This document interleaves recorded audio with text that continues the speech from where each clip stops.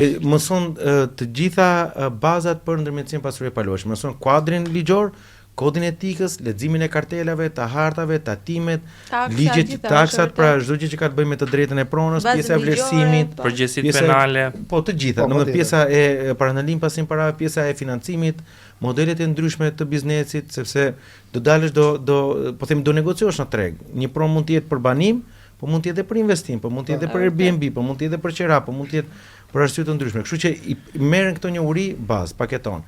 Pasi ke kaluar provimin, përpilon pjesën e të dokumentacionit që një pjesë del nga ILB-ja, pra nuk është shumë e vështirë përveç informacionit ligjor nga institucioni ligjzbatuese dhe aplikon nëpërmjet përfaqësimit që në rastin e NRS jemi ne përfaqësuesi juaj në Ministrinë e Drejtësisë.